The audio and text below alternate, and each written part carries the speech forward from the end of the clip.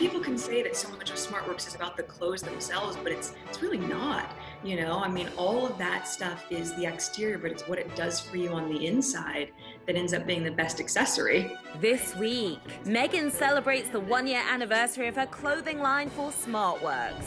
Harry celebrates his birthday, and Netflix celebrates their production deal with the Sussexes. Going to be epic entertainment. So excited about that deal.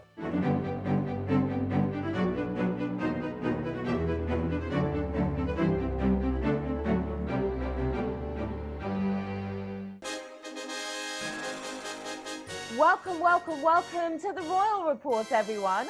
I'm your host, Sharon Carpenter, and it's been another busy week for the royal family, so let's get right to the news. Last week, People magazine confirmed that after the Queen and Prince Philip end their summer break at Balmoral Castle later this month, the royal couple will be, quote, spending some time privately at their Sandringham estate. Then in October, Philip plans to remain at Sandringham, while it's the Queen's intention to travel to Windsor Castle while also returning to Buckingham Palace for selected audiences and engagements. Last Wednesday, Netflix co-CEO Reed Hastings made an appearance on CNBC's Squawk Box, where he spoke about his company's multi-year deal with Harry and Meghan. During the interview, Hastings shared his excitement and also confirmed to the program's host, Andrew Ross Sorkin, that the Duchess has no plans to return to acting. The real focus for them is on being producers and on building that production capacity. So that's the key thing is, they've developed a great eye for story, and we'll be working with them on that basis. Also last Wednesday, Prince William celebrated Emergency Services Day with a surprise appearance in Belfast, where he met with frontline workers and thanked them for their extraordinary efforts during the pandemic. During his visit, the Duke gave a brief speech at the city's police college, where he touched on the need to ensure that emergency responders have the necessary support services in place. At one point or another, each and every one of us will meet you or one of your colleagues, speak to you, be comforted by you, and benefit from the care and protection you provide. Given what we ask of you, we must do all we can to look out for you and to help you to look out for each other. That same day, Camilla paid a special visit to the Medical Detection Dogs Training Facility in Milton Keynes, where trials are underway to see if man's best friend can help detect cases of COVID-19. While there, the Duchess observed several testing sessions with the dogs that, if successful, could be implemented in UK airports within 6 months to assist with the rapid screening of passengers. On Saturday, the UK-based charity SmartWorks celebrated the one-year anniversary of the launch of Meghan's SmartSet capsule clothing collection for the organisation by sharing a portion of a video chat with the Duchess. During the call, Meghan heard from 3 women who were able to find jobs thanks to the charity. We are excited for you, and I'm just so proud that, the work that SmartWorks is doing has been able to help all of you, and that you're able to still speak of it really positively for your friends who might be looking for the same sort of support. Well done, ladies, and good luck on your first day. On Monday, Kate took to social media to officially reveal the final 100 portraits selected for the Hold Still virtual photo exhibit, which captures the lives and emotions of people across the UK during the COVID-19 crisis. The project was created alongside the National Portrait Gallery and is now available to see on their website. The Kensington Royal Instagram also shared a powerful video showcasing the selected portraits and the impact the project hopes to have. When historians look back at this time, and they will, and ask, yes, but how did the nation feel? The answer will be, hold still. And finally, on Tuesday, Prince Harry turned 36 years old. The royal family marked the occasion by sharing these heartfelt posts on social media. Of course, everyone here at the Royal Report would like to wish a belated happy birthday to the Duke of Sussex. All right, it's time now for today's guest, Susan E. Kelley. She's the creator of the website whatkatewore.com, one of the most extensive fashion archives of everything the Duchess of Cambridge has ever worn. Susan, thank you so much for joining us. Well, thank you for having me. I'm glad to be here. Awesome to have you. Now, for those who maybe aren't familiar with what Kate wore, tell us a bit about your site and what people can find there. It really is just about everything that Kate Middleton, now the Duchess of Cambridge, has worn. Everything from dresses to hats to jewelry to shoes and handbags, going back to just before their wedding in 2011. So it's a pretty comprehensive site covering her wardrobe. Of course, royal watchers around the world are totally obsessed with the Duchess's style. And I think we're all well aware of the Kate effect, how seemingly everything she wears sells out immediately. I always find out the hard way. Having followed her for so long, how would you describe Kate's overall style, and how have you seen that style evolve over the past decade? I would call it a very classic style. By and large, there's not a lot of frou-frou, tailored lines, structured lines. She sticks with certain designers. She usually will wear sometimes a fit and flare silhouette, which is very flattering on her. She also likes a classic sheath dress. She has become a little more conservative over the years. The hemlines have come down a little more. I think she's a little more covered up on top. I think she's starting to take more risks. We're seeing her in trousers now, which is not something we ever saw. It was always a dress or a skirt, but she's wearing more trousers. But by and large, you know, she has stayed pretty true to her own core fashion aesthetic. I love that. So talk us through a typical pose. I'm guessing Kate steps out at an event. She's looking absolutely fabulous, as always. What happens next? As soon as we hear about an event, I'm kind of like this mad demon online, getting photos so that I can get some photos posted to Facebook right away. We have a pretty hefty Facebook audience, and I like to get pictures up on that page as soon as possible. Then I start diving into the photos that I can license for the site and looking for the photos that aren't just going to show, you know, Kate from head to toe, but the photos that are going to let me get really good close-ups of the shoes or the handbag or the earrings that she wears, because that really is something that, you know, people want to see good photos of. They, you know, don't want just a blurry picture of, you know, a handbag over a shoulder. They'd really like to have a good picture of it if I can get it. It takes me a while to get things constructed and put down in writing. But hopefully, usually 3 to 4 hours after the event is announced or we see her, then there should be a post up. Of course, we all love a royal rewear, but when it's a new look, I need to know, how do you find out who the designer is so quickly? Well, it varies. You know, sometimes it's going to be one of her core high-end luxury label British designers like Alexander McQueen or Jenny Packham or Erdem. Other times it's going to be high street retailers. It's going to be stores, maybe Bowden, you know, stores that many shoppers, you know, could find in their local community, Zara, Topshop. So we're pretty familiar with most of the labels she wears, but there's also a group of women on Twitter who are insanely gifted at identifying things. They cover a lot of European royal families, and they're just brilliant. I mean, they find things, I mean, within 30, 40 seconds, they'll post on Twitter, I think she's wearing thus and such. And sure enough, they found it, and it's the dress she has on. Now, I really enjoyed your recent post that was all about the beautiful brooches that Kate's worn over the years, and how they're also meaningful in one way or another. So I'm curious, what were your 3 favorites, would you say, and why? Boy, you know, the maple leaf brooch, I love. I mean, it's big, very sparkly, lots of diamonds, but it's also got a history, you know, going back to the 1930s, and it's something that is worn when women in the royal family visit Canada, or sometimes if there's an engagement in the UK that involves Canada, you know, they wear it as a sign of respect, a nod to the country. And it's something that's come down through the generations, and it's shared, which is really kind of cool to see. Another one I like is the St. Patrick's Day brooch, if you will, the shamrock with the tiny little emerald. And it's not a big piece, you know, and some people kind of poo-poo it. It's not a big blingy thing. But the history on that is fascinating because it's owned by the Irish Guards. And they are the ones who decide who they want to loan it to. And it's been loaned to Queen Elizabeth, the Queen Mother. It's been worn by other royal women on engagements. And we see it every year on St. Patrick's Day, and we see it at other events that have a tie to the Irish Guards. Another one I like is the fern brooch, which is a symbol of New Zealand, and that was given to Queen Elizabeth.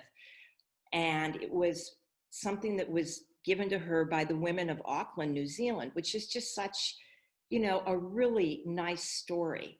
And we see Kate wearing it a couple times. We see the Queen wearing it, of course. And it's just, there's the history and the continuity of the monarchy and the significance of all these pieces. And it's just so fun to learn about them and to see when they're worn and how they're worn and who gets to wear them and that sort of thing. It's so fascinating. So over the almost 10 years that you've been doing this, what's been your most popular post ever? One of the biggest ones really was in 2014 in December when they visited New York City, and they had a number of engagements. And, she wore during the day, very casual, a $99 Seraphine maternity dress. But then that night she was in an evening gown and some major jewelry for a fundraising gala at the Met. And that day, I think we did about 55,000 viewers because people, were so tickled that they were here in the United States and they loved seeing them in New York. And finally, I have to ask, what's your all-time favorite Kate look? I know this one's got to be hard. The one I like the most that really kind of to me just speaks of Kate is unusual, I guess. It is a very casual outfit that goes back to that tour of Canada and the United States in 2011. And it is a blue Ted Baker trench coat and a vivid red scarf that we think is by Hugo Boss. And Kate was taking pictures of William doing some helicopter exercises, some touch and go type things. And she just looked so in her element. Her hair was pulled back. It wasn't anything fancy. She wasn't all dolled up, but she looked so comfortable and she looked so happy and like she was really enjoying what she was doing. We love casual Kate. We really do. All right, Susan, so much fun speaking with you. Thank you so much for joining us today. Well, thank you, Sharon. It's wonderful being here. We'll see you again. The Royal Report will be right back.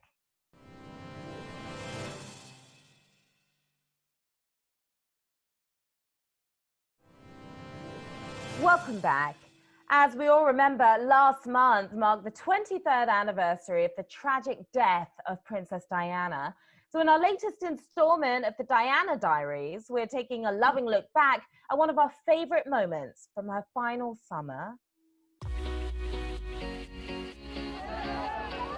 On June 25th, 1997, only 2 months before her tragic death, Diana quite literally gave the clothes off her back to help those in need. The 35-year-old princess auctioned off 79 of her dresses to benefit the Royal Marsden Hospital Cancer Fund and the AIDS Crisis Trust. The highly anticipated event was held in New York City and organized by Christie's International. This unprecedented auction of 79 dresses from the collection of Diana, Princess of Wales, has drawn the attention of the media all over the world.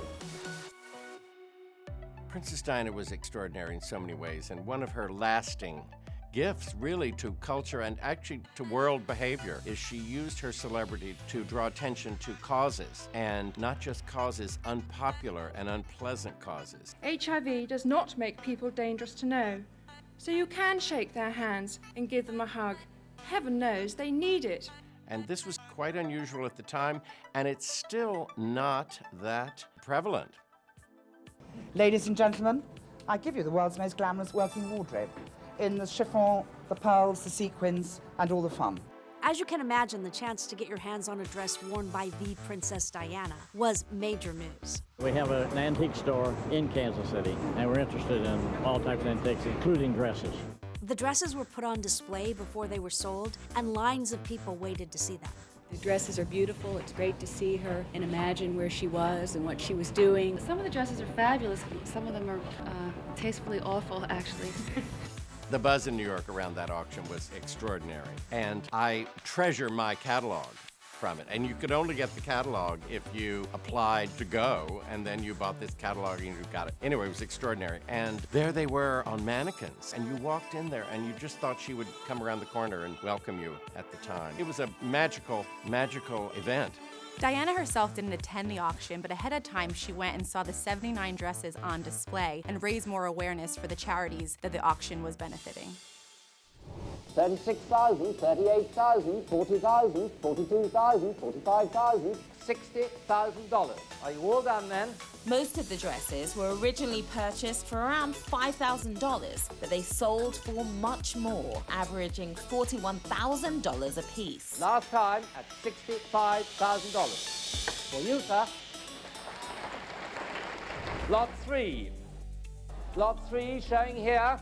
One of the highest priced items at this auction was this beautiful Catherine Walker halter dress. It was a sexy silhouette and was intricately beaded with hundreds of glass beads. This beaded halter dress by Catherine Walker is in the vein of her lady dresses, except that it's quite short. I would say it's a sexy, flirty cocktail dress, and the beading on it is one of the magical things. 60,000, 62,000, 65,000, 68,000 on the right at 68,000. Diana first wore this dress to a gallery opening in 1995 in London, and everybody really noticed the silhouette. It really showed off her fit physique and her amazing arms. And then she turns around and it's very plunging in the back. So it's quite sexy but ladylike. Last time at 68,000. All done. Ladies bid for you, madam. 68,000. Lot 1 coming round on the turntable. This white chiffon dress by designer Gina Fortini was also one of the highest priced items at the auction. It's one of my favorites. It's white chiffon. It's asymmetrical hemline. We call it a handkerchief hemline, one shoulder, and it's got the most extraordinary beading. 30,000, 32,000, 35,000, 38,000. Princess Diana wore this in Brazil to a benefit, and you can just hear the music. You can hear the Brazil samba playing, and the dress moves, and even on a coat hanger it probably looks like it's dancing, but on her it really looked like she was dancing at all times. All done at $75,000. Number 1041. How much for this? 5,000. 6,000, 8,000. In the gallery. 10,000, 12,000. This cream-colored silk dress by Victor Edelstein is actually two pieces. It's a bolero jacket, if you will, worn over a strapless gown. And it has, therefore, sort of a sweetheart neckline. This dress featured a beautiful dramatic train in the back, creating this ultimate princess moment for Diana. 75,000 at 80,000 now. Diana wore this dress in 1988 to the Élysée Palace for a banquet with the French president. Last time in the room at 80,000, against you at the telephone at $80,000, and it's yours. $80,000.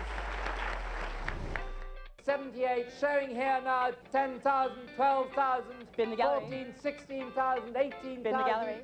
The Elvis dress, as it came to be known, from Diana's go-to designer, Catherine Walker, was made of white silk and embroidered with sequins. The reason that Princess Diana called it the Elvis dress is because I think the high collar reminded everyone of the jumpsuits that he was wearing at the last of his performing career, and also the pearls. It's hand-sewn pearls, sort of in an ombre way, and there's a border trim all the way around the collar and around the sleeves and around the bottom of the jacket. And in between these pearls, they're clear sequins with little glass beads holding the clear sequins on. So it must really have shimmered and sparkled when she wore it. 90,000, 95,000, 100,000. She wore it in Hong Kong in 1989. And she has that slinky dress underneath. She has the column gown that's underneath that really shows off her figure, and it really adds with that really fun popped collar short jacket. It's just a total high fashion moment. Hold on then. At $135,000. Yours, Patrick. Lot 79. I have an order bid on this too. 85,000, 100,000, probably the most famous dress. We call it, they called it, it's called the Travolta dress. This dress was so famous because Princess Diana took the dance floor at the White House in the East Room with the star of Saturday Night Fever, John Travolta. He was the hottest guy in the world at that moment. Who could forget that gorgeous dark velvet off-the-shoulder Victor Edelstein dress? It had a great silhouette. When she was dancing on the dance floor, it twirled, it had some fun ruffled detail. It was beautiful. 160, 165, 175. I knew she was going to say that. 200,000. It's inky blue-black, and it has a beautiful portrait neckline, slightly plunging in the front, and it's ruched on a diagonal around the body, and then there's an asymmetrical sweep here, and then a flared sort of flamenco bottom. So it's a real dance dress. This was one of those statement-making, bold ball gowns that you imagine a princess would wear. 200,000. 200,000. Last time, your advantage for $200,000. Can you tell us about the bidding this evening, ma'am? Did you enjoy the Hi. We bought number 39, which is a beautiful, nice tailored dress. That one was 37. It's a bargain. And then we bought the signature dress, the cover dress. Are you excited about getting it? We're overwhelmed. I'm nauseous, actually. Are you going to wear it? Of course we'll try it on. By the final gavel, Diana's 79 dresses had raised an incredible $3.2 million for the Royal Marsden Hospital Cancer Fund and the AIDS Crisis Trust. And to that can be added the $2,500,000 raised before the sale by the sale of catalogues and syndication rights. So that makes a grand total of just over $5,700,000, which I think is something of a record for a charity event. She used the sale of these dresses to raise money for causes she believed in. They had double lives, these dresses. They were worn by her in a charm offensive, and they were auctioned by her for research in causes in which she believed deeply. The Royal Report will be right back.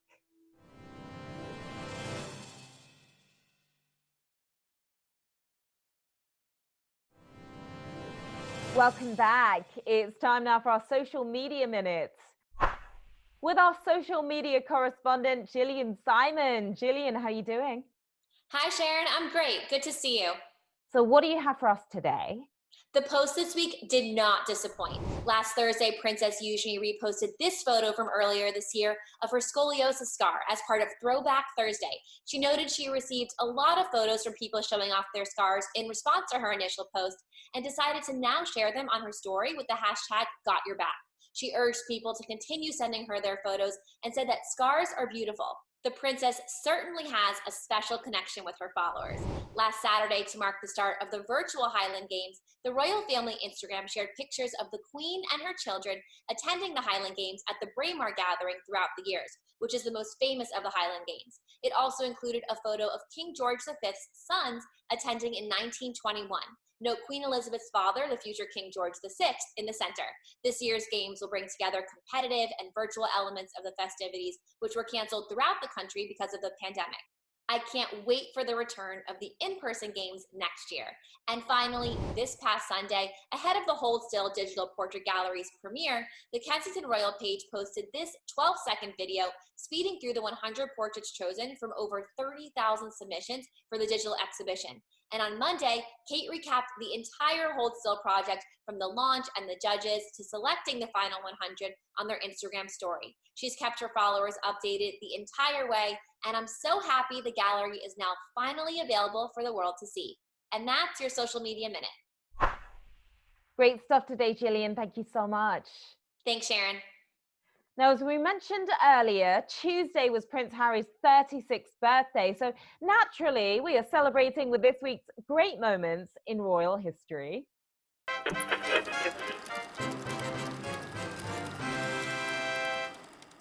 Princess Diana, with Prince Charles at her side, gave birth Saturday to their second son. On September 15th, 1984, at 4:20 p.m. in the Lindo wing of St. Mary's Hospital, Princess Diana gave birth to her second son, Prince Henry Charles Albert David. A blue-eyed, 6-pound, 14-ounce boy who becomes third in line to the British throne. Prince Harry arrived 1 week early after 9 hours of labor. Everybody seems to be so happy for you. Well, thank you very much. I couldn't be more delighted. Very well, marvelous.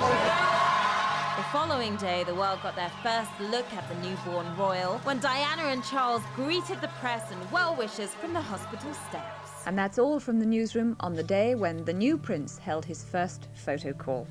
Good night and sleep tight, little babe.